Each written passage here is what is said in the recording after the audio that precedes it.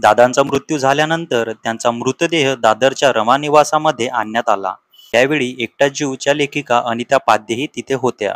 त्या सांगतात, बाळासाहेबांना त्या काळात मोठी सुरक्षा होती, पण कुणाही सुरक्षाशिवाय बाळासाहेब दादांच्या अंत्यदर्शनासाठी आले होते, कारण त्यांना दादा आणि त्यांच्या कुटुंबातल्या सारखेच ते त्यांना मानत असायचे. बाळासाहेब रमा निवासामध्ये पोहोचले तेव्हा तिथे गर्दी होती. बाळासाहेब दादांच्या पार्थिवापाशी गेले आणि दादांच्या पार्थिवाच्या डोक्यावरील कपडा खाली सरकवला. बाळासाहेबांनी दादांच्या चेहऱ्यावर हात फिरवला आणि काहीच न बोलता तिथून निघून गेले.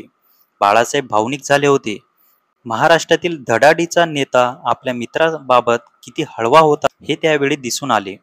अनिता पाध्ये सांगतात की दादांच्या निधनापूर्वीच छगन भुजबळ शिवसेना सोडून गेले होते. दादांनी भुजबळावरही बरीच टीका केली होती, पण दादांच्या अंत्यदर्शनासाठीही भुजबळ आलेले होते, कारण दादांनी व्यक्तिगत टीका कधी केली नव्हती.